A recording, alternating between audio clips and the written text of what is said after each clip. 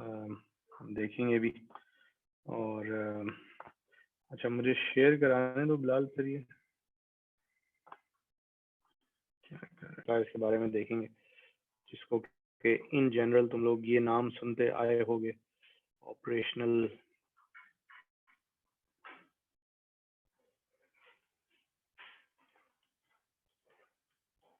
Amplifiers, ये सुनते आए होगे, और इसको शॉर्ट फॉर्म में तुम लोग ऑप एम्प भी कहते आए होगे अपनी अंडरग्रेड स्टडी से। सही है। So what is this and what are the major specs, तो हम उस पर भी बात करेंगे, और फिर जल्दी we would go towards step by step process कि जिसके थ्रू हम one particular type of op amp को डिज़ाइन की कोशिश करेंगे आज हाथ से।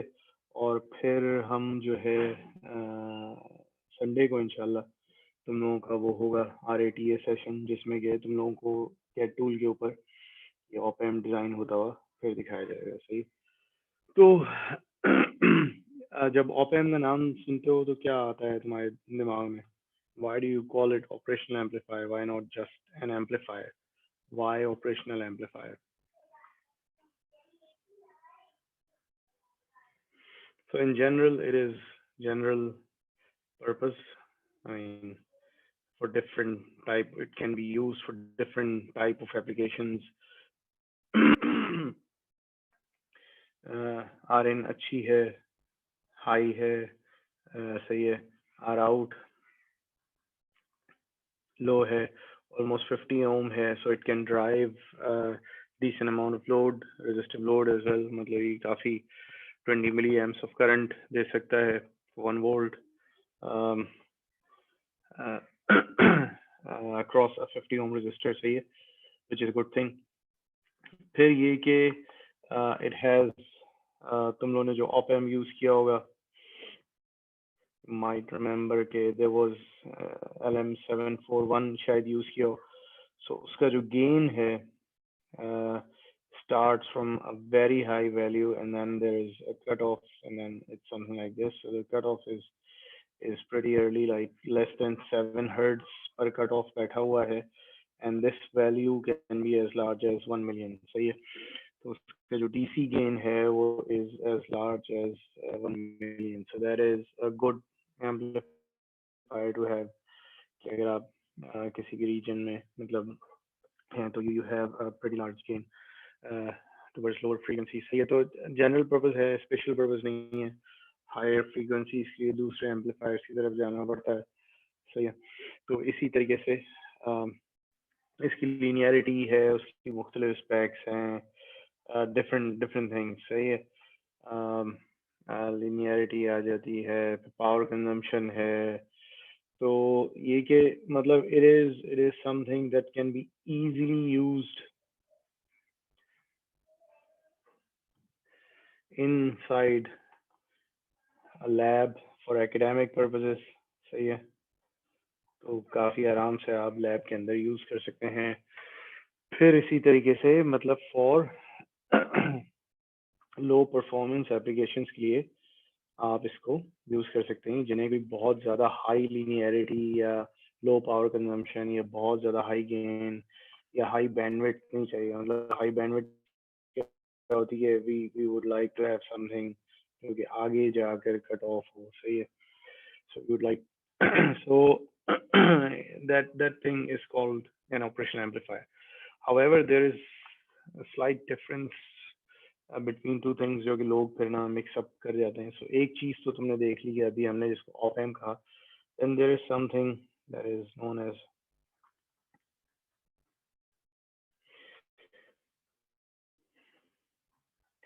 operational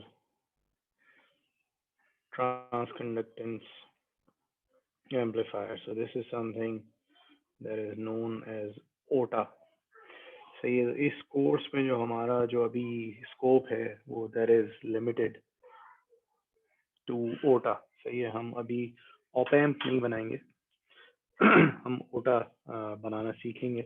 और ऑप एम्प और ओटा में क्या फ़र्क है इसको काफ़ी लोग ग्राफिकली दिखाते हैं। तो उन्होंने ऑप एम्प का सिंबल भी देखा हुआ होगा It's a triangle like this.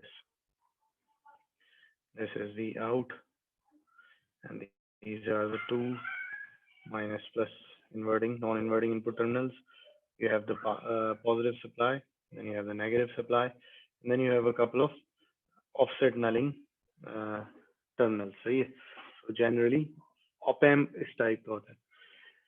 अच्छा, इसको अगर हम दो हिस्सों में डिवाइड करें ना, इसके सिंबल को अगर मैं ऐसे बनाऊंगा, भाई ये दो हिस्से हैं जो जुड़े हुए हैं. एक सिंबल है ये,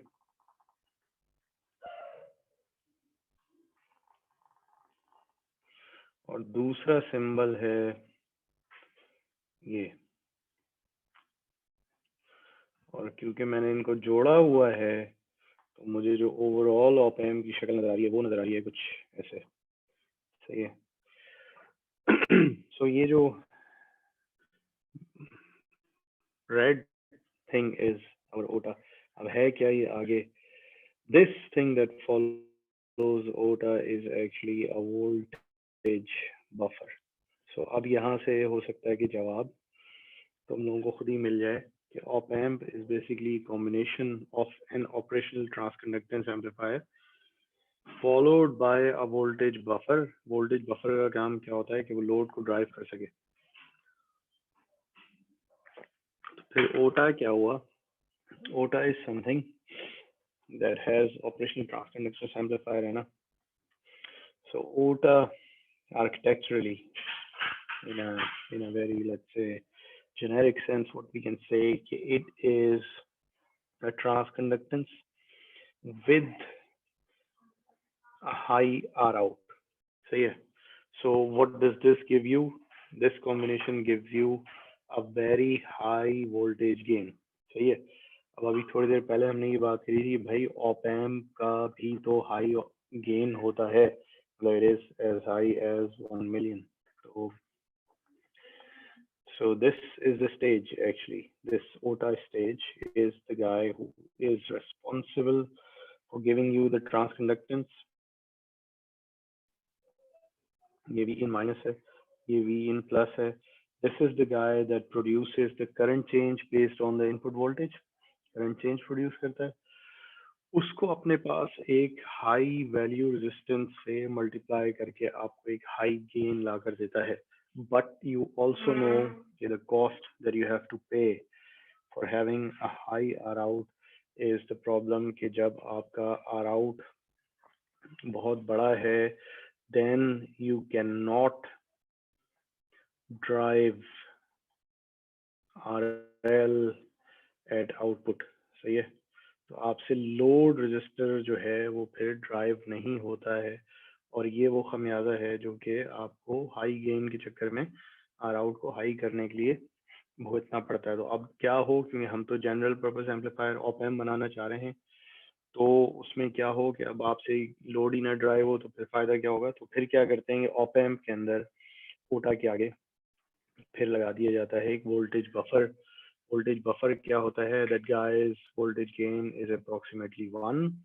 however its current gain is high. that means कि इसका R out जो है वो is low relatively and it can drive load here at the output. सही, इस जगह पे लोड को ड्राइव कर सकता है. So that's the main thing. Okay, what is OTA? OTA is the guy that gives you a GM and then gives you a provision to get it multiplied with a high R out. और अभी तक जो तुम देखते रहे हो, जो amplifiers हमने देखे हैं अभी तक, जिसमें कि कॉमन सोर्स हो गया, कॉमन गेट हो गया, common drain falls in the category of voltage buffer. सही है. तो हमने इसीलिए पढ़ा था कि वोल्टेज बफर की भी एक हम शक्ल देखें. So these guys are all OTAs. Can't expect them to drive loads. सही है. ये कैपेसिटिव लोड वगैरह को ड्राइव कर लेंगे, but if you ask for continuous DC current from them using a resistive load, तो इनकी परफॉर्मेंस मतलब तबाह बर्बाद हो जाएगी. They would not remain N amplifier. सही है. So that's the thing. So what we are going to do in this course is, the last stage of this course is actually a stepwise systematic design of an OTA. सही है. तो अब OTA की कुछ configurations पहले हम देख लेते हैं, और फिर उसके बाद उसका स्टेप वाइज डिजाइन देख लेंगे, सही है। So there is one very famous configuration that is known as telescopic operational transconductance amplifier. Telescope क्या होता है भाई, ये एक यूं करके अगर कोई लंबी सी चीज है उसको आप टेलीस्कोप कह देते हैं, या यही लंबी सी चीज ऐसी यूं करके लंबी हो जाए इस एक्सेस में तो उसको आप टेलीस्कोपिक कह देते हैं. So what happens here? Let's see. So for example, of course we are going to design a differential amplifier. So पहला आपके पास क्या चीज आएगी, लेट्स से कि we have a differential pair. Differential input pair आता है जिसमें इधर 1 लग गया और इधर भी इन 2 लग गया, ये हम पहले भी बना चुके हैं.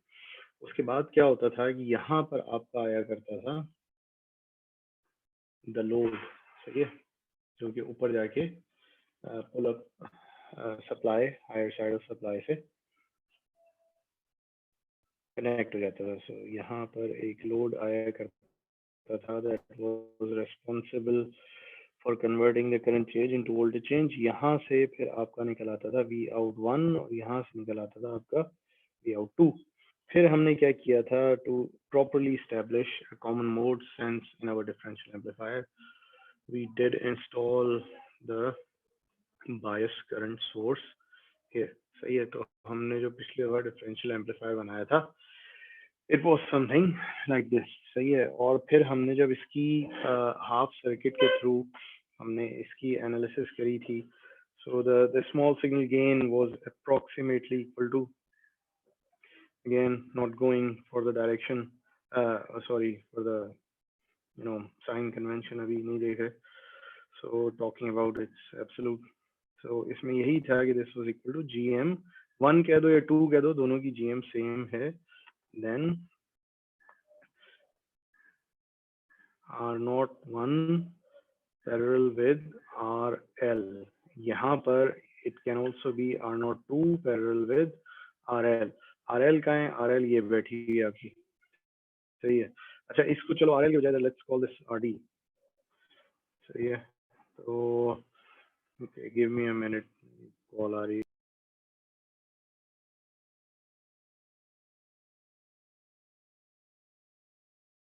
And you might remember कि हमने एक आध लेक्चर पहले हमने बात करी थी भाई GM, higher GMs can be in milliamps per volt. That is, let's say I'm talking about high GM, वरना इससे कम भी होती है. Otherwise इससे और high के लिए you would have to really consume a lot of power. High are out in the chips. If you replace these passive RDs with active load, जो कि हमने बात करी थी, which was again R0, which was due to channel and modulation. So ये तुम लोगों को याद होगा कि we were able to reach mega ohm range here. So milli multiplied by mega. So we were again just able to go where a gain of 1000 or something. I mean 100 से 1000 की range में हमें gain मिल रहा था. अभी तुम लोग देखो जो हम बात करके हमने जो बात शुरू करी थी, that was के हम कि हमें 741 ने जो गेन दिया हुआ है that is close to a million the DC gain, सही है. तो ये 1000 से तो काम नहीं चलेगा. अब वो गेन जो है बेसिकली उसकी हमने एक फीडबैक, क्योंकि अभी हमने एक कैलकुलेशन एक टॉपिक हमने थोड़ा सा मिस करा है, मैं कोशिश करूंगा उससे जो एक रेलेवेंट चीज़ है ना वो बीच में कहीं मेंशन कर दूं, तो कि हाई गेन क्यों चाहिए होता है, तो वो खैर बात कर लेंगे. लेकिन एज यू कैन सी के we have a differential pair and we did analyze it last time कि हाँ भाई यही होता है, ऐसे चलता है वगैरह वगैरह सब कुछ. हमने कॉमन मोड भी अच्छा सेट कर दिया था, बायस पॉइंट अच्छा सेट कर दिया था, इधर रजिस्टर्स भी लगा दिए थे. We can also replace them with active loads, current source loads, transconductance बढ़ाकर हमने पावर भी चले बर्दाश्त कर ली थी. Still we are going where the order of magnitude is quite low as what we wanted. तो अब इसको कैसे बढ़ाया जाए? इसको बढ़ाने के obviously दो तरीके हैं कि या तो आप इसको बढ़ाएं। कोटा के क्या दो हिस्से हैं, एक जीएम है और एक आर आउट। या तो आप इसको बढ़ाएं या आप इसको बढ़ाएं। इसको तो बढ़ाने का आपने कहा कि हाँ, if you want to make circuit power hungry और आपने ज़्यादा पावर कंज्यूम करनी है तो आप बिल्कुल आप जीएम को बढ़ा लें और सब कुछ कर लें। दिस इज समथिंग अगेन के हम पैसिव से शुरू हुए थे, हमने उसको इम्प्रूव किया था, एक्टिव पर आए थे, मेगा ओम में आ गए थे। इट सीम्स कि we want a much higher value close to giga ohm of R out. अभी गीगा ओम कैसे आएगी? So this is where we start talking about structures like telescopic amplifiers. See? So what happens here then?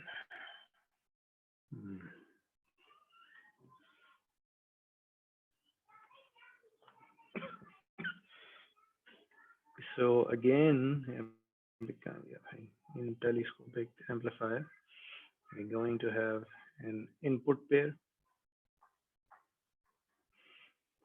Again, we are going to have a current source, a bias current source.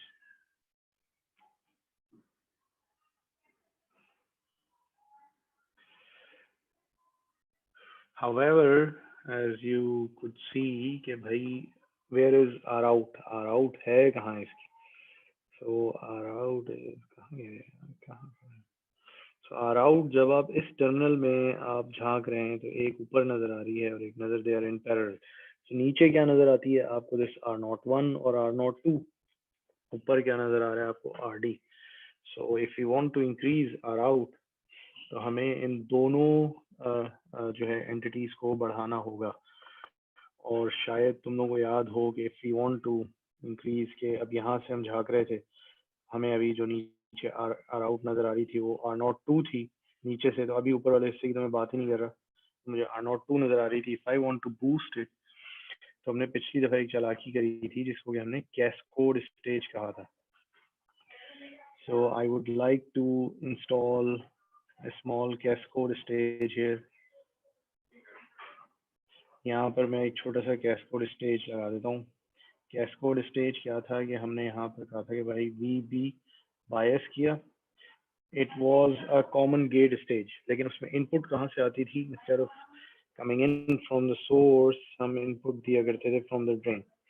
सही है। तो अब मैंने पहले जब output को मैं इन terminals पे लगाया करता था इधर, अब की दफा मैं आउटपुट लेकर जाऊंगा यहाँ से। कौन से टर्मिनल से? इन टर्मिनल से, जिनको अब मैं ग्रीन में मार्क कर रहा हूँ। सो अब जब मैं इधर झांका करूंगा, सो यू माइट रिमेम्बर कि दिस स्टेज वाज एन अटेनुएटर। सही है। जब ये अटेनुएटर था तो मैंने तुम लोगों को ये सेल्फ स्टडी एक्सरसाइज भी दी थी कि इसकी आर आउट निकालना। तो ये क्या करता था कि यहाँ इस जगह पर whatever R out is there, ये उसको अपने इंट्रिंसिक गेन से एम्पलीफाई कर दिया करता था। Let me call this AC, which is a gain of cascode। सही है। तो ये यहाँ पर आर आउट कितनी दिखाता था? यहाँ पर आर आउट दिखाता था AC into जो कि आपको नीचे नजर आ रही थी, which was what? R02। अच्छा, what, how much was its intrinsic gain? Intrinsic gain था, let me name this 3 and 4। सही है। तो इसका इंट्रिंसिक गेन था, इसका अपना GM3, इसका अपना R0। so this is nothing but intrinsic gain of cascode। सही है। तो ये अपने इंट्रिंसिक गेन से मल्टीप्लाई कर देता था जो एग्जिस्टिंग रेजिस्टेंस नजर आ रही होती थी इसको सोर्स पर, उसको। सही है। So this intrinsic gain can be of the order of from 100 to 1000। ये वही चीज है GMR0 जो ऊपर भी आप देखते हुए आए थे।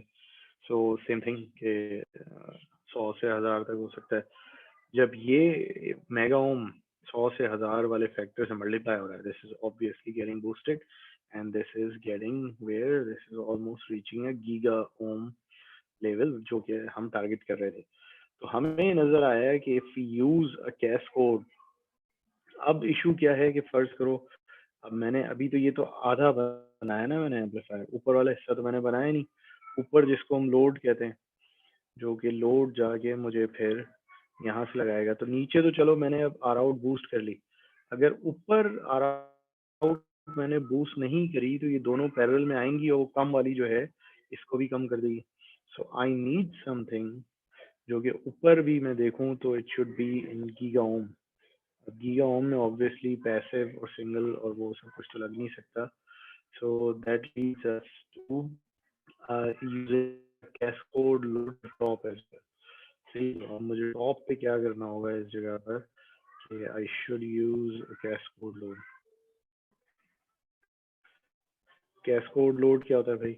मैं करंट सोर्स लोड करता ही था इधर, पीमॉस करंट सोर्स लगाता था ना एक्टिव लोड के लिए, जो कि मुझे आर नॉट देता था, मैं लगाता ही था। Now let me use a PMOS cascode.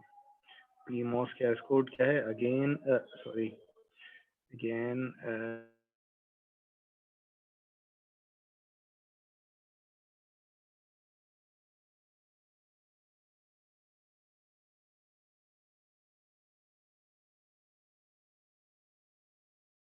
PMOS common gate stage, सही है। और अब मैं इसको लाकर यहाँ पर लगाता हूँ। देन लेट्स डिस्कस कि भाई ये तो हो गया कैस्कोड, द पीमॉस कैस्कोड वीवी2 वीवीपी2 बायस वोल्टेज 2। ये था करंट सोर्स लोड हमारा जो पहले हम लगाए ही करते थे। So this is VVP one, VVP one and this is obviously our power supply. अब हमारा जो आउटपुट है भाई साहब, वो एक आउटपुट ये रहा और एक आउटपुट ये रहा। And when I look into this terminal up and down, so downwards I see these guys are not boosted by this guy's intrinsic gain. Upward, these guys are not boosted by this guy's intrinsic gain. अभी इसकी हम सारी analysis etcetera etcetera ये वो करते हैं, लेकिन ये for now just try to follow it conceptually कि हमने किया क्या है। कि हमने बेसिकली अपना इनपुट पेयर ये रहा, ये इनपुट पेयर था, इसकी आर नोट को बूस्ट करने के लिए इसके ऊपर एक एनमॉस कैस्कोड स्टेज लगाया है। So this is nothing but an NMOS cascode stage. ये हमारा एक्टिव करंट सोर्स लोड हुआ करता था, जो कहाँ लगता था? डायरेक्टली इनपुट पेयर के ऊपर लगता था, इसके ऊपर सॉरी इनपुट पेयर ये रेड वाले के ऊपर लगता था, सही है। अब उसके ऊपर एक तो पहली कैस्कोड आ गया, एनमॉस का कैस्कोड आ गया, ये आ गया। उसको इस वाले करंट सोर्स लोड के साथ भी नीचे हमने एक पी मॉस कैस्कोड लोड लगाया है और फिर फाइनली उसको कनेक्ट किया। सो अब दो हिस्से हैं यार आउट के। पहला हिस्सा है जो कि आप यहाँ से झाँक रहे हैं, दूसरा हिस्सा जो कि आप यहाँ से नीचे झाँक रहे हैं। These two things are in parallel at this output node. और यहाँ हाफ सर्किट है, ज़ाहिर है दोनों तरफ सिमेट्रिक चीजें होंगी। तो ऊपर वाला हिस्सा क्या है कि इसकी जो आर नॉट थी करंट सोर्स लोड की, उसको इसने बूस्ट करा इस कैस्कोड ने। इसकी जो आर नॉट थी तो उसको बूस्ट करा इसने। अच्छा, ये करंट सोर्स आया हुआ क्या करें? करंट सोर्स आया हुआ कुछ नहीं कर रही। You might remember this C ground. तो सर्किट जो है वो यहाँ पर खत्म हो चुका है। डीसी में है, सब कुछ है, ये यही है जो कि डीसी ऑपरेटिंग पॉइंट सेट करती है, लेकिन एसी ग्राउंड यहाँ पर आकर स्मॉल सिग्नल सर्किट जो है यहाँ खत्म हो चुका है। Nothing happens here because of, मतलब टाइम डिपेंडेंट चेंजेस पर डिपेंडेंट नहीं है। ये ऊपर जाता है, ये उतना ही नीचे जाता है, ये वहीं पे बैठी रहती है। This is something that we saw before as well. सही, ये डिस्कस किया था हमने। सो अब जब इस स्ट्रक्चर को देखो, दिस इज लाइक, इसको मैं थोड़ा सा सफाई से बनाता हूँ। This is like narrow barrel sort of structure. PMOS current source load, PMOS cascode,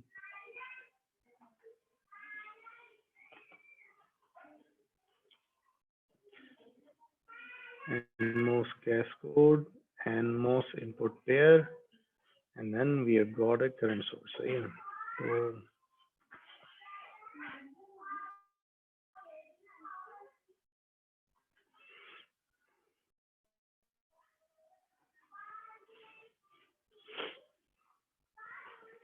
यही चीज सेम जो है यहाँ इसके बराबर में रिपीट होती है because it's a differential amplifier.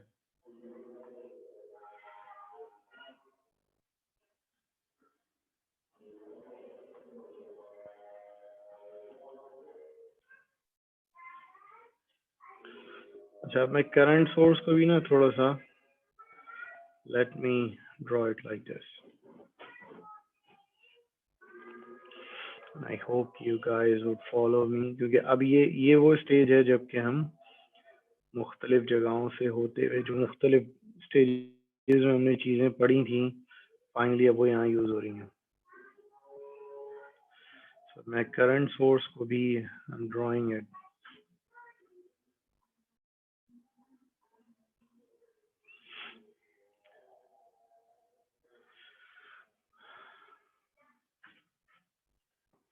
So I hope you guys appreciate कि क्या बना हुआ है,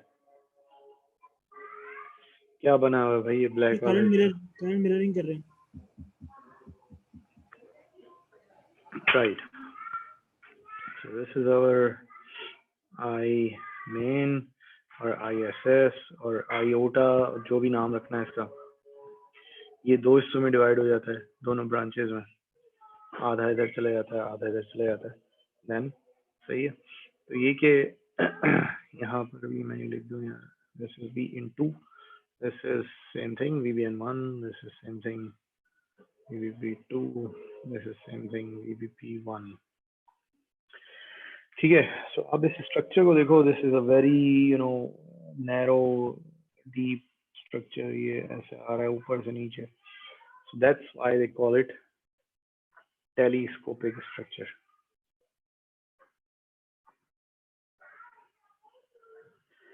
सही है। अब और भी बहुत सारे स्ट्रक्चर्स हैं, इसके अपने फायदे हैं, उनके अपने फायदे हैं, इसके अपने नुकसान हैं, वगैरह वगैरह।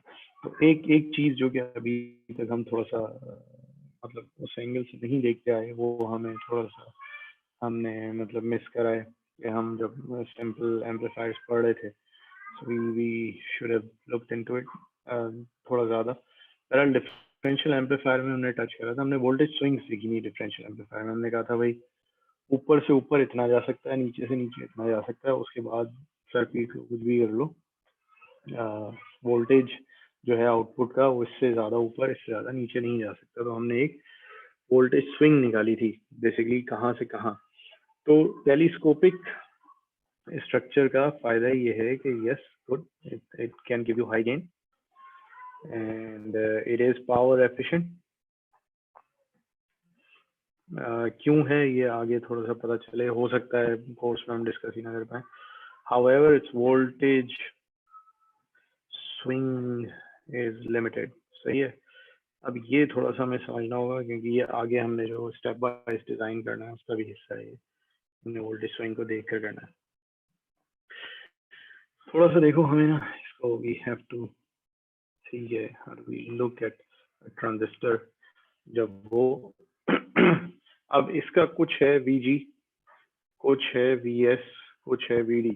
सही है, इसकी क्या कंडीशन होगी if I want to keep it in saturation. देखो when we are talking about amplifier ना, तो तमाम ट्रांजिस्टर्स ऑब्वियसली सैचुरेशन में, तो इसलिए मैं बार बार दोहराता नहीं हूँ इस बात को, बिकॉज वी ऑलरेडी नो कि मतलब हम ट्रायोड मोड में काम नहीं कर रहे, कट ऑफ में तो ऑफ कोर्स काम नहीं कर रहे। सो what is the condition? Condition is कि आप कहते हैं कि VG minus VS minus VTH should be what as compared to VD minus VS? Less than VD minus VS. Yeah, right. So इसको जो है बेसिकली इससे कम होना चाहिए। ठीक हो गया। अच्छा, इस चीज को हम क्या कहा करते थे भाई? इस चीज को हम कह दिया करते थे ओवरड्राइव। सही है, so overdrive should be less than VDS। ठीक है, तो अब यानी कि इसको हम अगर उल्टा करके देखें तो ये इक्वेशन ही कहती है कि VDS of a transistor that you want to keep in saturation should always be greater than its the overdrive। सही है, तो अगर किसी वक्त आपने इसका VDS, इसकी ओवरड्राइव आपने फिक्स करी हुई है, फर्ज करें ये भी फिक्स है, फर्ज करें ये भी फिक्स है, तो जब VG और VS फिक्स हो गए तो ओवरड्राइव तो हो गया फिक्स। अब VD साहब चेंज हो रहे हैं क्योंकि ये फर्ज करें इनकी आउटपुट नोड है। अभी आउटपुट नोड नीचे आई और किसी ऐसे वक्त पे पहुंची जबकि VDS बड़ा नहीं रहा ओवरड्राइव से, so this guy then would fall out of saturation. सही है। तो हम कभी भी जब एक ट्रांजिस्टर लगाया करेंगे तो हम उसके एक मिनिमम VDS की बात किया करेंगे। हम कहेंगे यार इस ट्रांजिस्टर ने इतना VDS तो खाना ही खाना है जब ये लगा हुआ है। कहाँ खाना है कि जैसे आप एक रजिस्टर लगा होता है, फिर आगे एक और रजिस्टर लगा होता है, फिर एक और रजिस्टर लगा होता है, आप कहते हैं यार करंट फ्लो कर रहा है, इतना ड्रॉप तो यहाँ आना है, फिर इतना ड्रॉप तो यहाँ आना है, वो आना ही है। अगर जो रास्ते में लगा है तो वो करंट पे डिपेंड करते हैं उतना ड्रॉप आना। सो जब ट्रांजिस्टर के ऊपर ट्रांजिस्टर्स ऐसे करके स्टैक हुए हुए हैं तो then we would talk about कि यार इतना VDS इसको देना ही देना है या इतना ड्रॉप क्यों क्यों, ताकि ये कंडीशन फुलफिल हो सके जो कि ऊपर अभी हमने देखी है। क्या कंडीशन कि VDS of a transistor that is being kept in saturation should be greater than it's overdrive. अच्छा, ओवरड्राइव आप फिक्स कर चुके, आपने इसको भी फिक्स किया था, इसकी गेट को, इसको भी फिक्स किया था, उसके बाद आपने इसको भी फिक्स किया था, उसके बाद आपने इसको भी फिक्स किया था, उसके बाद इसको भी फिक्स किया था, इसको। अब आप ये कह रहे हैं भाई कि ये जो है ना, this should establish a relationship कि VDS ऐसा हो कि जो ओवरड्राइव से बड़ा हो, तो एक इसका VDS मिन होगा। सही है। लेट्स कॉल दिस, जो कि किसके बराबर होगा, जो कि V ओवरड्राइव 1 के बराबर होगा। कौन है ये? 1 ये, 2 ये है, 3 ये। तो आप कहेंगे यार देखो इस ये वाला जो वोल्टेज है ना, इस लेवल से नीचे नहीं जा सकता। किस लेवल से नीचे? इसके ओवरड्राइव से नीचे। अच्छा, फिर आप कहते हैं देखो भाई ये और ये दोनों मिलकर एक VDS2 डिफाइन करते हैं, और VDS2 जो है has to remain greater than equal to P overdrive 2। तो मिनिमम ये है कि इसकी गिर्द भी एक ड्रॉप चाहिए। सही है, इतना VDS चाहिए, फिर ये कि ये भी चाहिए, इधर भी चाहिए। तो अब जब आप ये देख रहे हैं कि यार जब आप स्टैक करते चले जा रहे हैं चीजों को ट्रांजिस्टर को एक दूसरे के ऊपर स्टैक कर रहे हैं, तो इधर फर्ज करो यहाँ एक आउटपुट थी और एक आउटपुट ये थी। जब ये आउटपुट यहाँ नीचे जाती थी, जब ये नीचे जाती थी तो ये भी नीचे जाता था। सही है। जब ये नीचे जाता था, अब ये सब फिक्स बैठे हैं क्योंकि because this is AC ground, तो इसका VDS कम होता था। Let's call this 1 2। VDS2 कम होता था। अब VDS2 इतना कम नहीं हो सकता कि आप इस ओवरड्राइव से कम कर दो, यहाँ से यहाँ जो आपने ओवरड्राइव सेट करी।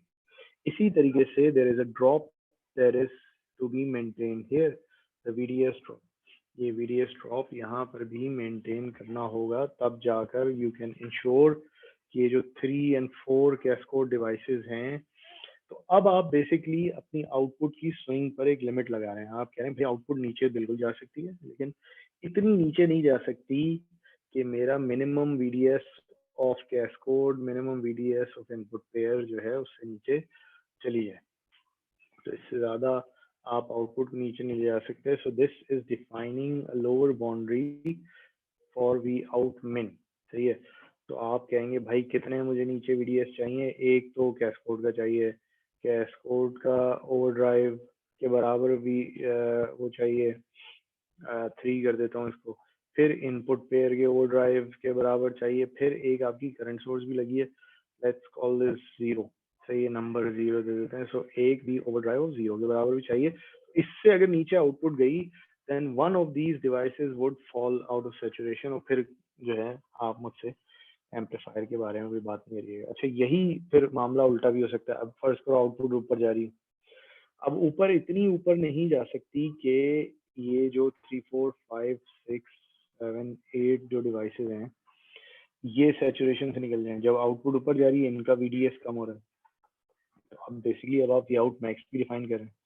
आप V आउट मैक्स कह रहे हैं यार कि V आउट मैक्स में इससे ऊपर नहीं जा सकता, कि VDD तक जाने की कोशिश है। VDD से ऊपर तो आप ऐसे नहीं जा सकते, लेकिन VDD से मुझे कितना नीचे जाना होगा? V overdrive 7 and V overdrive of 5। देखो अब मैं एक ब्रांच पे लिख रहा हूँ, सारे दोनों ब्रांचेस में सिमेट्रिक चीज है, मतलब वही दूसरी ब्रांच में V ओवरड्राइव 6 एंड 8 हो जाएगा। ये इक्वेशन जो है, तो ये मैं एक ब्रांच का लिख रहा हूँ। अभी डिफरेंशियल एम्पलीफायर तुम लोगों को पता है, इट्स अ सिमेट्रिक थिंग जो कि इस तरीके से चलता है।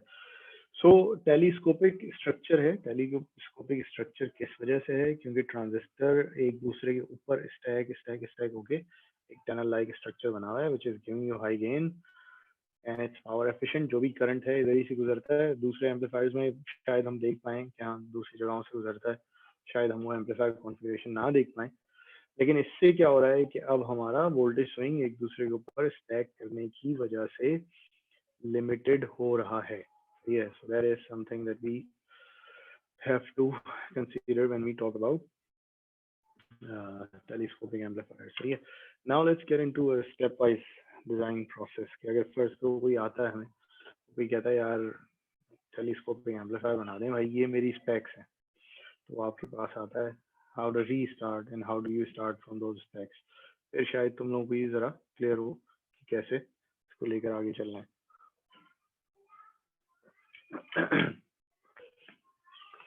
Okay.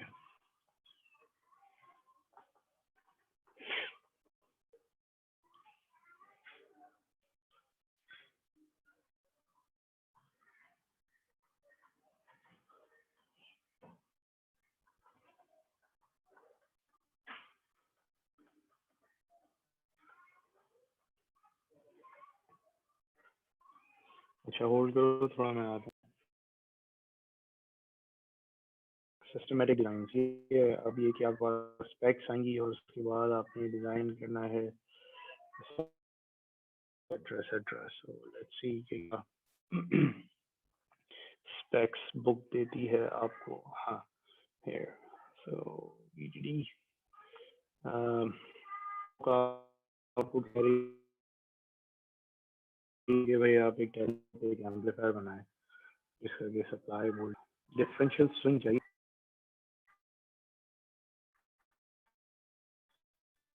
आउट डिफरेंशियल, सही है.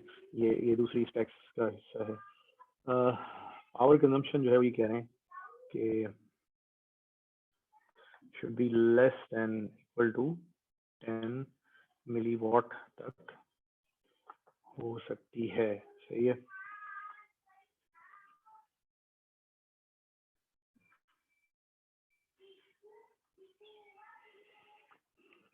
स्मॉल सिग्नल गेन जो एम्पलीफायर आप डिजाइन करें वो 2000 होना चाहिए.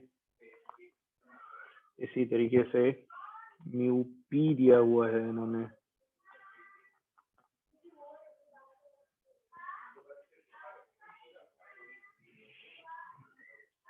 म्यू पी सी ऑक्स दिया हुआ है 30 माइक्रो. अब मैं यूनिट नहीं लिख रहा. म्यू एन सी ऑक्स दिया हुआ है शायद 16 माइक्रो.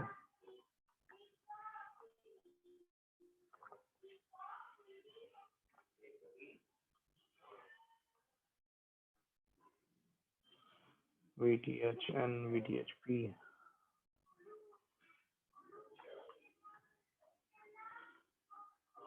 ये दोनों बराबर दिए हुए हैं 0.7 वोल्ट्स.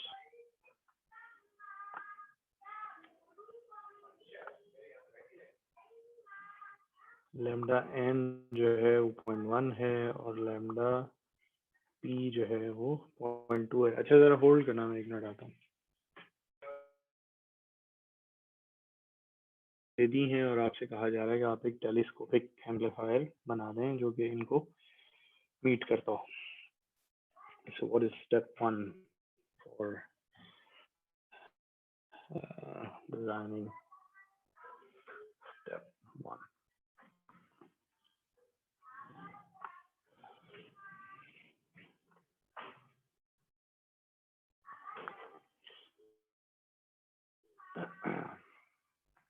Step 1 is allocating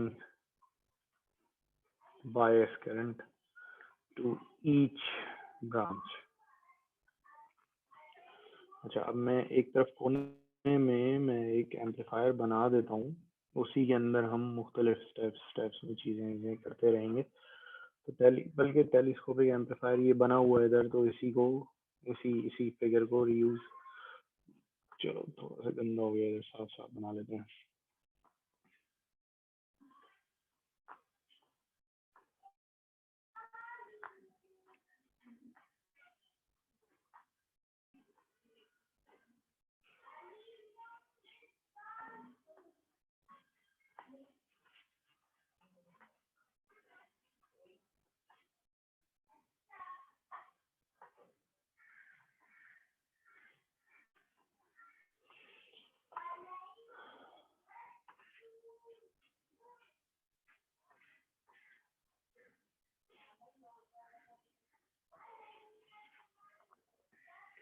तो ये हो गया आपका टेलीस्कोपिक एम्पलीफायर, जिसपे के स्पेक्स के मुताबिक फिर उन्हें मुख्तलिफ चीज़ों को सेट करना है। राइट, तो allocating bias current to each branch. तो अब हमने देखना शुरू करा भाई कि बायस करंट है कितना हमारे पास है। अभी तो किसी ने कोई जिक्र ही नहीं किया। सप्लाई है, डिफरेंशियल आउटपुट स्विंग है, पावर है, गेन है, ट्रांसकंडक्टेंस पैरामीटर्स हैं, चैनल लेंथ मॉड्यूलेशन कोफिशिएंट्स हैं, थ्रेशोल्ड वोल्टेज है। मैं बायस करंट के अपनी तरफ से कुछ अज्यूम करूं या क्या करूं, क्या ख्याल है?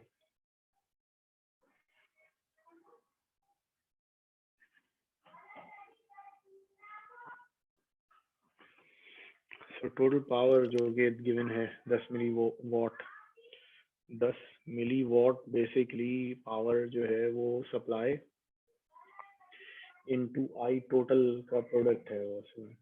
सो जो पूरा करंट आप बैटरी से ड्रॉ करेंगे ये इसका वो है।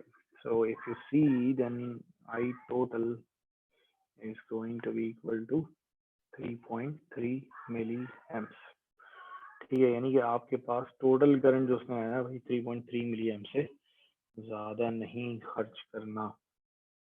ठीक है, सो अब हमने यहाँ पर देखकर थोड़ा सा मतलब कि किस तरीके से किधर। तो अब हम एक काम ये करेंगे कि भाई इसमें से ना 3 अलग कर लेते हैं, 0.3 अलग कर लेते हैं, दोनों ब्रांचेस को, इस ब्रांच को और इस ब्रांच को आधा आधा, 1.5 मिली एम्प इसको और 1.5 मिली एम्प इसको दे दिया। ये जब यहाँ आकर ऐड हुआ तो ये कितना हो गया 3 मिली एम्प यहाँ पर जो करंट सोर्स है। सही है, अब ये करंट सोर्स अभी थोड़ी देर पहले तो उन्होंने देखा था कि हम यहाँ से कहीं से करंट मिरर करके लाए थे यूं करके, और ऊपर हमने एक आई रेफ फ्लो कराया था। तो वो जो 0.3 है वो हम 0.3 मिली एम्प इस ब्रांच से फ्लो करा देते हैं। सही है, बायस के अंदर भी फ्लो कराना है। तो आधा 1.5 हमने यहाँ दे दिया, आधा इस ब्रांच में दे दिया, आधा इस ब्रांच में दे दिया। तो इस तरीके से सबसे पहला स्टेप हमने ये करा कि हमने जो है बायस करंट को एलोकेट कर दिया, जो कि हमें दिया गया था कि भाई इससे ज़्यादा नहीं जाना। तो ज़बरदस्ती हम उसको नीचे कम हम कर सकते हैं, लेकिन अभी हमने ये कहा कि यार जब है गिवन तो हम उसी को यूज़ करते हैं। What is step 2?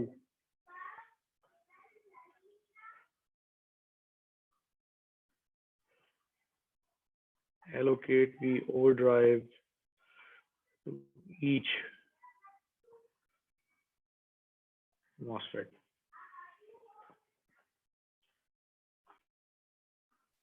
अच्छा जरा 1 मिनट होल्ड करना।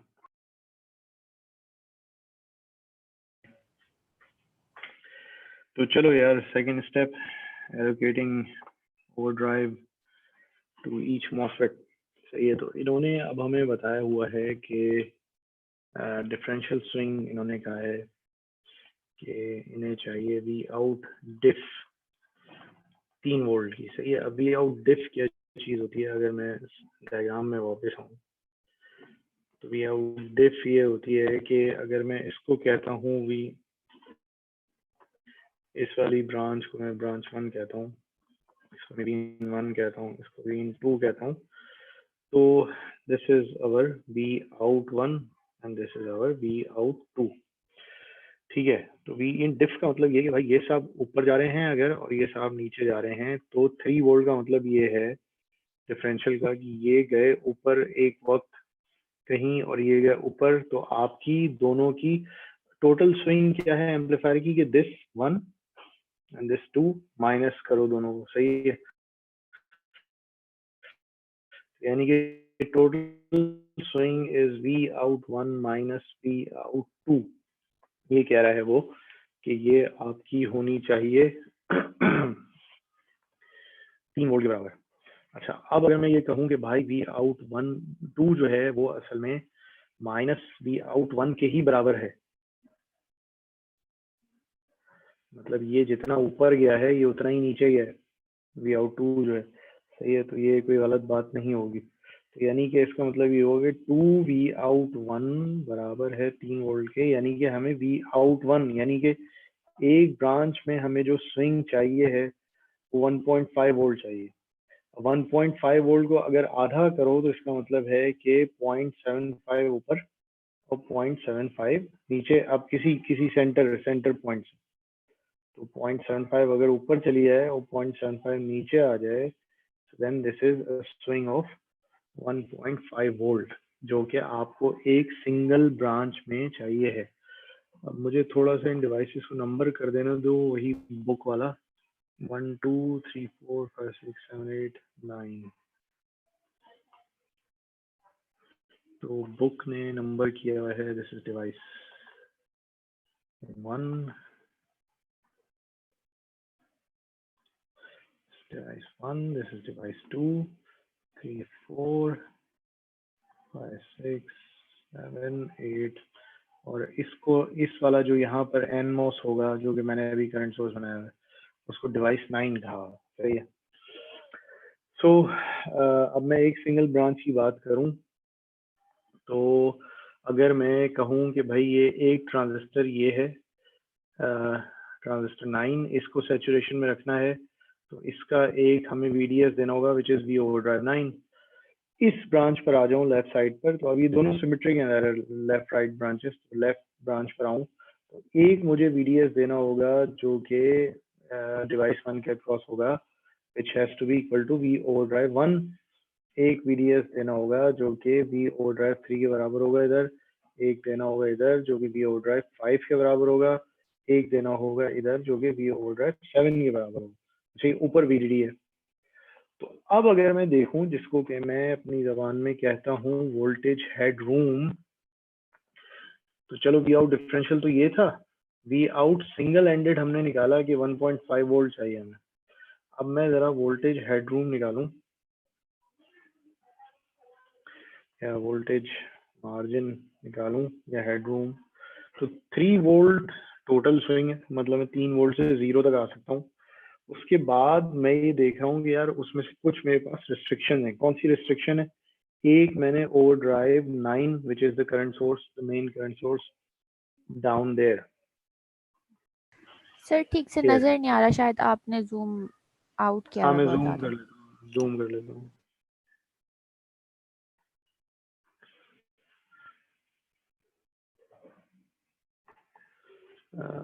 तो 1 overdrive is this V out 9। फिर अब मैं लेफ्ट साइड वाली ब्रांच की तरफ जाता हूँ तो we overdrive 1 input pair, V overdrive 3, the NMOS cascode, V overdrive 5, PMOS cascode, V overdrive 7, the PMOS current source load। सही है। तो अब मेरे पास जो है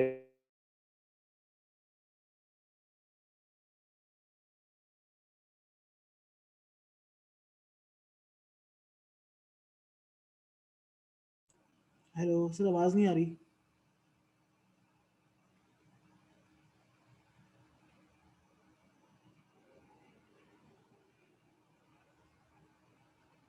हेलो,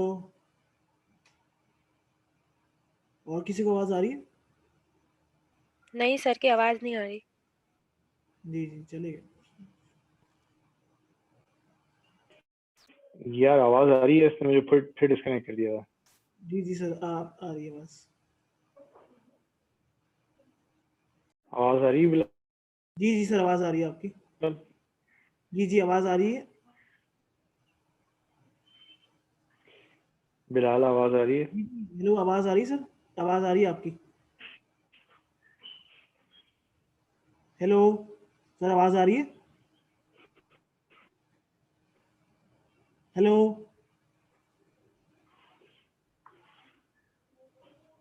सर, आपकी आवाज नहीं आ रही।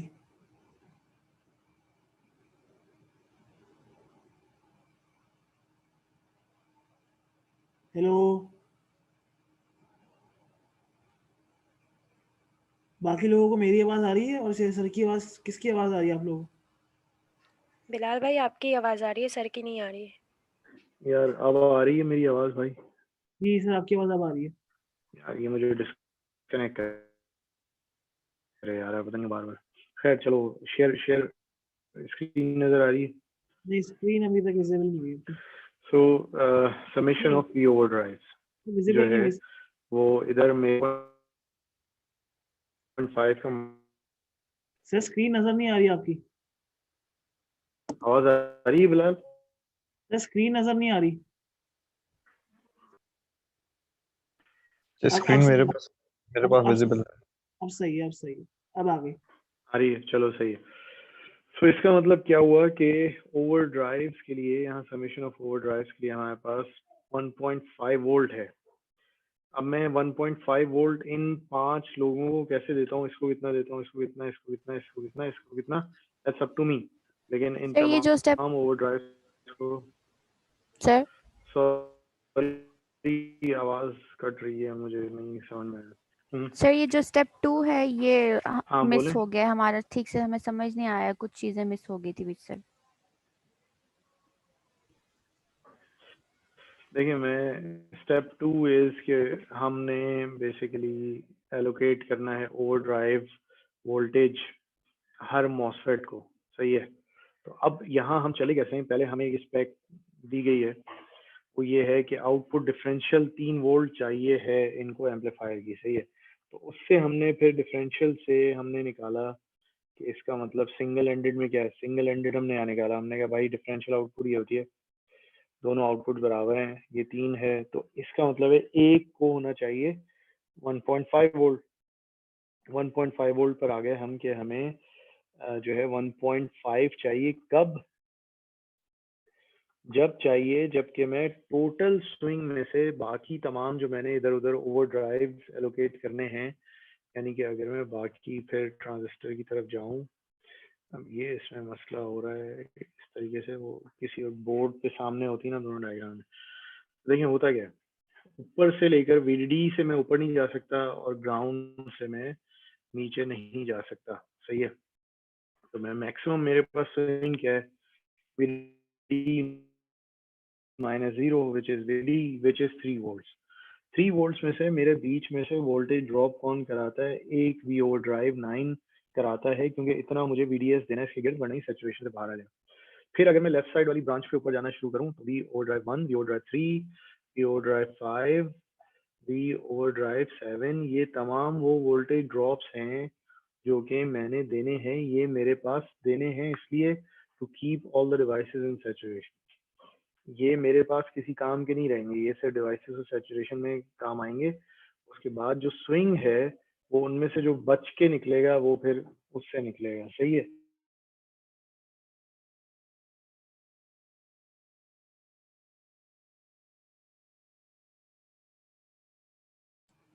सर आपकी आवाज फिर चली गई।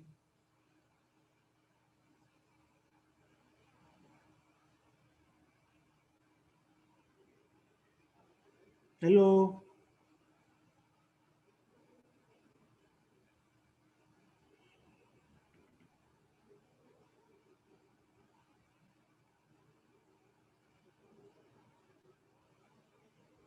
हेलो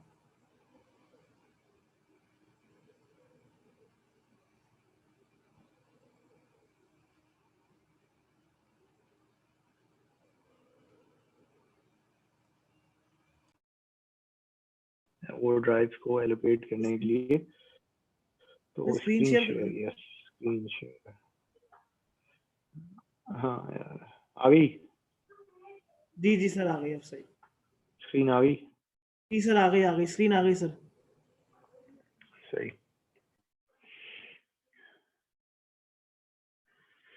सही। तो अब देखो, अब ओवरड्राइव बेसिकली इस तरीके से लेकर चलते हैं कि इसको मैं थोड़ा सा डिफरेंट पेन से बनाऊं। Okay,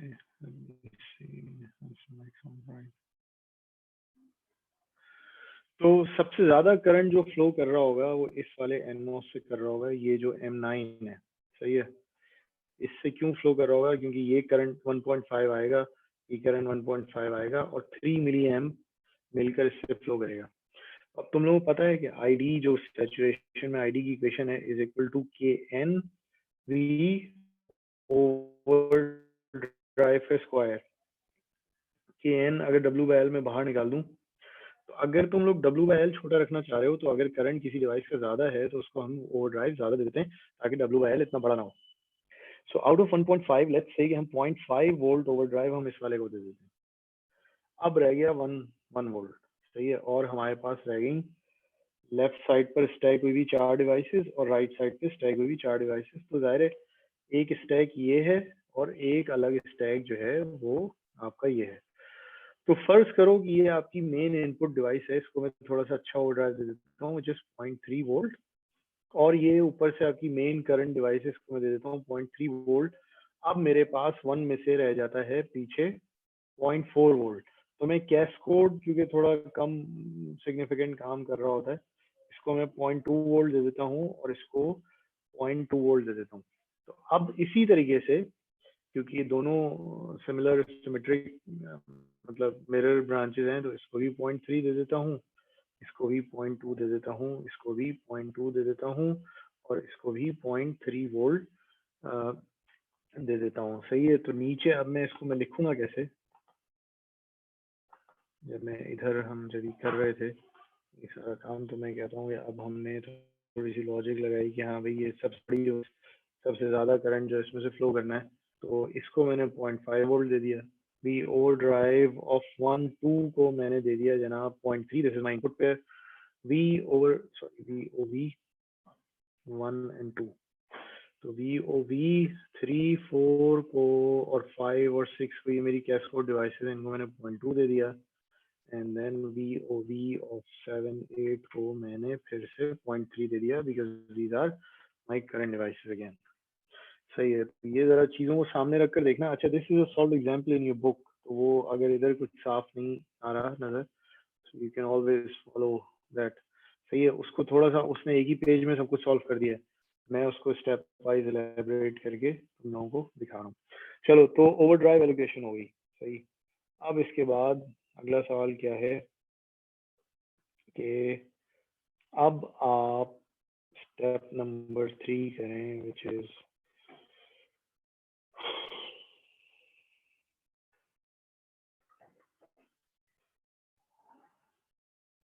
device dimensions. अभी तक हमने ये नहीं देखा कि यार मैंने किस ट्रांजिस्टर की W/L क्या रखनी है। तो अब देखो, अब तुम लोग हर ट्रांजिस्टर का करंट पता चलिए, सही। KN तुम लोगों को पता है, ओवर ड्राइव तुम लोगों को पता है। तो अब करंट की इक्वेशन जो होती है सैचुरेशन में वो होती है ये, सही है। तो इससे हमें अब ओवरड्राइव हम एलोकेट कर चुके हैं डिवाइस का, ये हमें KN की भी उन्होंने दिया हुआ है। करंट हम हर डिवाइस को दे चुके, कितना दे चुके हैं भाई? करंट हम ऐसे दे चुके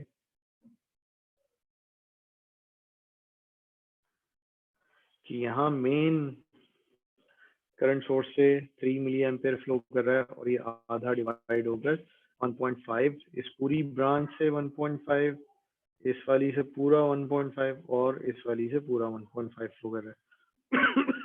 तो अब हमें हर ट्रांजिस्टर का ओवरड्राइव भी पता है और करंट भी पता है, सही है। So now it's just a matter of simple calculations कि अब हम इससे क्या निकाल लें, यही रह गया, W/L रह गया। तो अब यहाँ मैं तुम लोगों को बताता हूँ, ये कैलकुलेशन तुम लोग खुद से घर में कर लेना। W/L ऑफ 9 आता है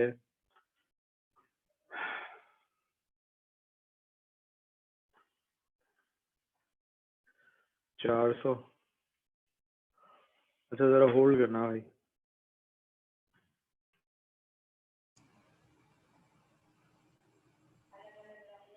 हाँ अच्छा, आवाज नहीं आ रही थी। चलो, तो बहरहाल ये मैं ये कैलकुलेशन ही लिख रहा था। सही। बस मैं लिख रहा था कि अब 400 का मतलब ये कि अगर लेंथ को 1 माइक्रो रखा तो 400 माइक्रो रखनी पड़ेगी विड्थ।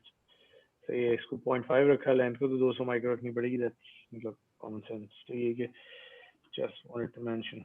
अच्छा, फिर इसी तरीके से 5 to 8 जो है वो आएगी।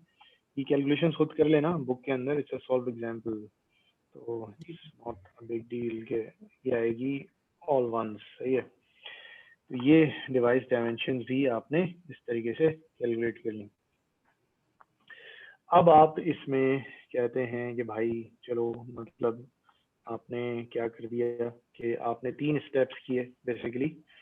आपने पहले कहा कि मैं करूँगा करंट एलोकेट, आपने आईडी एलोकेट कर दिए।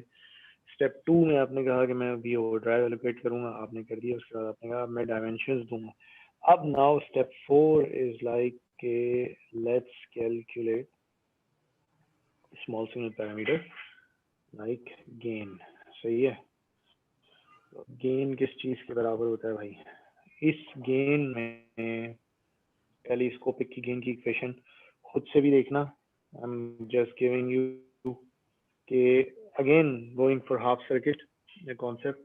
तो GM1 यूज कर लो या GM2 कर लो, कॉमे का मतलब है इनमें से कोई एक आएगा। सही है, फिर R01 boosted by GM3 R03, ये क्या हुआ? इन पैरेलल विद, अच्छा ये R01 भी हो सकता है और 2 भी हो सकता है, कॉमा या तो इसकी जगह ये है, ये GM3 भी हो सकता है, सॉरी GM3 एंड GM3 आएगी या 4 आएगा और R03 आएगा या 4 आएगा। इन पैरेलल विद R0 of 7 या 8 boosted by GM of, अब ये मैं अभी थोड़ी देर में बता दूंगा क्या हो रहा है। उसमें वो फिगर सामने ना होना, then it's kind of difficult. तो GM कौन बूस्ट कर रहा है इसको? GM7 8 को 5 या 6 एंड देन R0 of 5 या 6 इसको बूस्ट कर रहा है।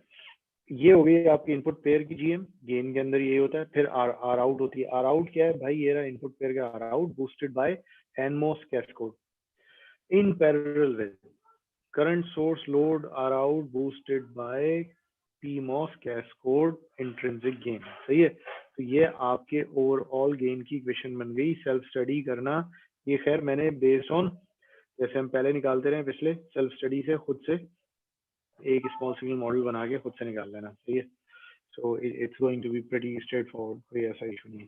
तो अब सवाल ये है कि ये तमाम GM और R0 हमारे पास कहाँ से आएगा? सही है, तो GM का मैं आपको एक फॉर्मूला याद दिलाता हूँ जो कि आपने निकाला था, 2ID ओवर V ओवरड्राइव। सही है, तो आपको अब हर डिवाइस का ID पता है, हर डिवाइस का ओवरड्राइव भी पता है। तो आप GM1 से लेकर आप 8 तक आप सारी कहानियां निकाल सकते हैं। R0 आपको पता है is equal to 1 over lambda ID। Specs में आपको लैम्डा n भी गिवन है, लैम्डा p भी गिवन है, और आपको हर डिवाइस का ID भी पता है। सही है, तो आप इसके इस तरीके से तमाम GM तमाम R0 निकाल सकते हैं, और जब आप वो निकाल कर आप मल्टीप्लाई करेंगे तो गेन वुड बी कहाँ गया, कितना आ गया भाई? हाँ, 1416 आएगा अभी गेन। अच्छा, इन्होंने हमें कहा था कि भाई हमें गेन ला कर दो कितना? 2000। सही है, तो अब यहाँ पर तो थोड़ा सा मसला हो गया। हमने तो जनाब बड़ी खुशी खुशी सारे काम करे कि हम इसको सही करें, ये करें, वो करें, और उसके बाद गेन जो है वो तो कम आ गया। सही है, तो अब ये आपका एक और होमवर्क है जो कि मुझे उम्मीद है कि फिर मैं देना भूल जाऊंगा, और मुझे ये भी उम्मीद है कि ये बिलाल साहब याद नहीं दिलाएंगे, और आपके तमाम असाइनमेंट जमा होते रहेंगे, और एकदम से मैं आखिरी हफ्ते में फिर 3 असाइनमेंट मांगूंगा। तो ये तुम लोगों का कसूर होगा, मैं तो डिस्ट्रैक्ट हुआ हूँ, वालिद साहब बीमार हैं, अब दोबारा एडमिट हो गए हैं वगैरह वगैरह। तुम लोग भी याद नहीं दिलाते कि ठीक है हमारी जान छूटी है असाइनमेंट से। अब आखिरी हफ्ते में फिर जमा कराना तीनों, सही है। सो हमने तमाम स्टेप्स करे, गेन हमारा आया 1416 विच इज लेस देन 2000। अब बुक को कंसल्ट करो, बुक के अंदर उसने 2-3 हल बताए हैं, और मुझे, मैं आज इंशाल्लाह फिर बस अल्लाह करे भूलूं ना, मैं I would give you the last assignment, जिसके अंदर यही होगा कि भाई जो हमने एक्सरसाइज करी है जिसमें गेन कम आया है, इस गेन को इम्प्रूव करके 2000 को क्रॉस करके दिखाएं, सही है। तो this would be last assignment. अच्छा, अब टेक्निकली इस को अभी रोकते हैं इधर ही लेक्चर को। तो हमने थोड़ा सा आज सिस्टमेटिक प्रोसेस देख लिया on how to design an OTA design का देख लिया, सही है। हमने 2 चीजों पर डंडी मारी हुई है अभी इस कोर्स में, जो कि अभी नहीं तो 3 चीजों पे चलो मैं कह देता हूँ। एक हमने फीडबैक मिस करा है, एक हमने नॉइज नहीं पढ़ी है, और एक हमने जो है कैट टूल्स हम तुम्हारे मतलब तुम तक नहीं पहुंचा सके कि जो है तुम लोग हाथ से उसके ऊपर काम करो। तो इस चीज को तो अभी हम क्या कर रहे हैं, इस संडे को तुम्हारा RATA सेशन है, सही है। उसमें यही जो एम्पलीफायर अभी तुमने हाथ से डिजाइन होते हुए देखा है, इसी एम्पलीफायर को कैट टूल के अंदर डिजाइन होते हुए देखोगे। इंटरैक्टिव सेशन होगा, सवाल पूछना है, कहना जनाब यहाँ जिधर आप 10 रख रहे हैं 1 रख दें, बताएं क्या होता है, रिजल्ट बताएं क्या, गेन वेन ये वो फलाना फलाना सब कुछ, सही। तो अभी तो तुम देखो हमने सिर्फ और सिर्फ DC गेन की बात करी है, अभी हमने ना बैंडविड्थ की बात करी है इसमें, ना हमने नॉइस, तो अभी खैर हमने देखा ही नहीं, वरना हम नॉइस से ऑप्टिमाइज करते, और बहुत सारी चीजें हैं, लीनियरिटी और इस तरह की चीजें अभी हमने इसके अंदर देखी नहीं। सो इट्स अ स्टार्ट कि हाँ हम कम से कम गेन तक कैसे पहुंचा जाता है किसी एम्पलीफायर के। RATA सेशन होगा, उसके अंदर ये तुम्हें बता देंगे, and then we would launch you a very simple similar design example, कि जिसके अंदर हम तुम्हें कुछ स्पेक्स देंगे और तुमसे कहेंगे कि जाओ यार ये की रिटर्न कैलकुलेशन लेकर आओ ग्रुप के अंदर, सही है। वो 4 ग्रुप, उसके बाद 4 ग्रुप आएंगे, उनका एक अजीब वाइवा होगा कि यहाँ RATA अपनी एक टेस्ट बेच लिए बैठे होंगे, उसमें वो आपसे पूछेंगे हाँ भाई इसकी W/L में कितनी कर दूं, जनाब इतनी है, हाँ भाई का इस बाइस का करंट कितना दूं, आप जो आपने बताएंगे वैल्यूज, वो वैल्यूज डालेंगे उस टेस्ट में और टेस्ट में चलाएंगे, डिजाइन एग्जांपल्स चलो क्या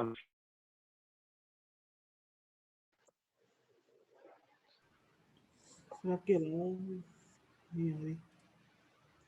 तो मेरे ख्याल से सर डिस्कनेक्ट हो गए। इससे पहले भी सर की आवाज बहुत डिस्टॉर्टेड आ रही थी, मैं नहीं समझ सका सर जब नहीं हो रहे थे प्रोजेक्ट के अंदर। तो कुछ इंटरनेट ना, I think it's gone crazy, मतलब मैंने 4G भी ट्राई कर लिया, I don't know what's happening. तो ये कि सही है, तो ये कि it would be an assisted simulation, जो कि तुम लोग अभी हम टूल्स तो तुम तक नहीं पहुंचा पाए, लेकिन जाहिर है हम तुम्हारा हाथ पकड़ के तुमसे वैल्यूज डलवा के टूल्स में, और फिर हम वो तुम्हें, तो ये कि हम फिर कोर्स के बाद देखते हैं कि तुम तक टूल वूल कैसे पहुंचाना है, और फिर एक्स्ट्रा ट्यूटोरियल्स वगैरह हम तुम्हें कोर्स वगैरह के बाद दे देंगे।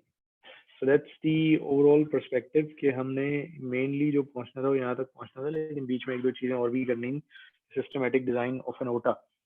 एक ओटा हमने और देखना था विच इज, चलो ये भी मैं बता दूंगी, ये भी हमने थोड़ा सा भी छोड़ा है, फोल्डेड कैस्कोड ओटा जो है ना, अभी हमने स्किप करा है। पहले तुम लोग ये कैट टूल्स वाला कवर कर लो, डिजाइन एग्जाम्पल पे थोड़ा टाइम लगा लो, उसके बाद नेक्स्ट थर्सडे जो है फिर तुम लोगों के साथ मिलकर कोशिश करते हैं कि हम ये जो 2-3 चीजें हमसे मिस हो गई हैं हम ये इसको कवर करें। इट इज क्रिटिकल, मतलब इसके अंदर काफी क्रिटिकल कॉन्सेप्ट्स हैं। अगर तो ये मिस हुआ हमसे और वही मसले हुए कि जनाब वो सेमेस्टर यूनिवर्सिटी पीछे कर रही है, आगे कर रही है, एग्जाम जल्दी करी, व्हाटएवर, जो कि ऊपर से डिसीजन ले लिए जाते हैं जाहिर, तो फिर हम तुम्हें ये सारी चीजें एग्जाम्स के बाद कवर करा देंगे। एक आध हफ्ता थोड़ा मतलब घूमना फिरना, उसके बाद रिलैक्स इसमें बैठ कर, नंबरों वंबरों की टेंशन नहीं होगी तुम लोगों को, तो रिलैक्स बैठ कर सीख भी लोगे, तो रिलैक्स बैठ कर जाना तुम लोगों को ये सब कुछ कवर कर लेंगे। before the next course starts. सही है, तो अभी चलो फिर इसको यहाँ रोकते हैं, बाकी कोई सवाल वगैरह है? फाइनल एग्जाम हमारा 10th दिसंबर को होगा। यार मेरी कोशिश होगी वैसे ना थोड़ा सा आगे करने की, क्योंकि हमने फिर वही सेमेस्टर हमने तो थोड़ा लेट ही शुरू करा था सबसे, but let me find out. सही है, क्योंकि अभी कुछ उठा पटक चल रही है। आई वुड इंशाल्लाह inform you before end of November. Right, सही है, चलो फिर लगे रहो आपस में, इंशाल्लाह फिर RATA सेशन जरूर संडे को लेना। जी जी ये G is the most critical session. सही है, ठीक है सर नेक्स्ट सेमेस्टर के कोर्सेज बता दें, आप कौन से कोर्सेज पढ़ाएंगे? हाँ ये हम लोग ये AICD 1 पढ़े ना, तो AICD 2 पढ़ेंगे, इसी को एक एडवांस लेवल पे लेकर जाएंगे और एक्चुअल सेंसर्स के इंटरफेसेस वगैरह बनाएंगे। यही इन्हीं एम्पलीफायर्स को कि किस सेंसर पे क्या लगाना है, किस सेंसर पे क्या लगाना है, वो हम पढ़ेंगे। सही है, फिर सर, क्या readout? होगा? हाँ हाँ हाँ, रीड आउट टाइप ही है वो कोर्स ना, तो वो उसको अब हमने AICD 2 का नाम दिया हुआ है, एडवांस कॉन्सेप्ट्स का। तो अब इसमें एक चीज का मसला है, वो ये कि शायद तुम लोगों को पता चला हो, पिछले बार मैंने जिक्र भी किया था, HEC ने अब कम से कम 2 कोर कोर्सेज जो है ना वो लाजमी कर दिए। तो हमने थोड़ा सा तुम्हारी जो पुरानी स्कीम ऑफ स्टडीज शेयर कराई थी उसको थोड़ा सा चेंज करा है। वो तुम लोगों को हम लोग मैसेज भेजते हैं कि कौन से 3 कोर्सेज तुम लोगों ने रजिस्टर कराने। एक तो AICD, एक होगा न्यूरल नेटवर्क्स वाला, और एक है core course I think mathematical something blah blah, जो कि HEC ने अभी वो किया। हमारा अपना काम चलता रहेगा AICD 2 के थ्रू, और हो सकता है कि हम लोग तुम लोगों को और किसी डिफरेंट प्रोजेक्ट्स वगैरह में भी थोड़ा इन्वॉल्व रखें। बाकी दूसरे कोर्सेज जो हैं, एक is from your core track, the other is from the support track.